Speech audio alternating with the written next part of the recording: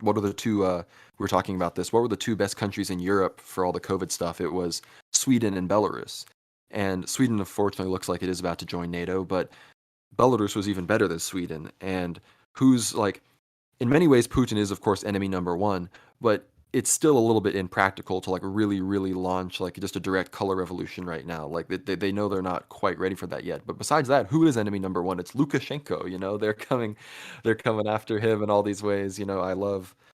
I mean, and if you follow me on Twitter, my profile picture is, Batska handing you a juicy watermelon slice. So I'm sure my opinion is a bit biased on that as well. I think he's just too powerful for whatever. Like, they might try 2020 Part 2, but I don't think it's going to work. He's too powerful, and maybe it results. And maybe Putin needs to come in and help him, and he just becomes, the president of the new most powerful state within the Russian Federation. But I very much don't think that we've seen the last of Uncle Sasha. Yeah, I think Batska Lukashenko, like his main sin, at least from a right-wing Russian perspective, and this is very niche.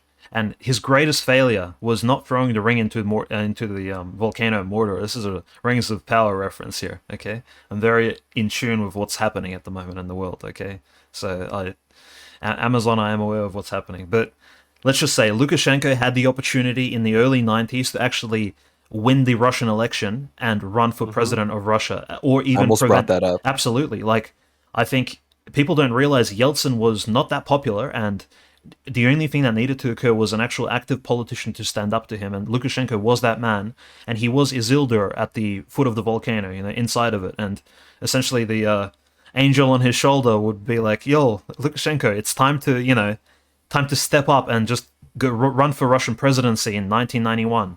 You can win this. You can do this. Well, 1993, just defeat Yeltsin, defeat the CIA shills, the liberals who've taken over Russia in the 90s. Lukashenko could have done that, but he retreated into his own stronghold, into Belarus. Of course, he improved Belarus drastically.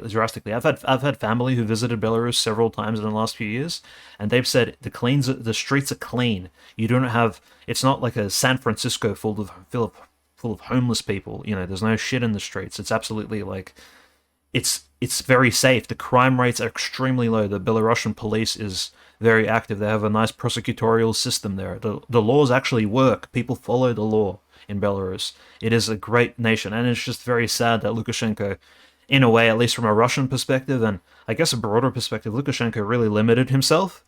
But maybe he wasn't as proud to, push for, say, a Russian presidency, but he definitely could have.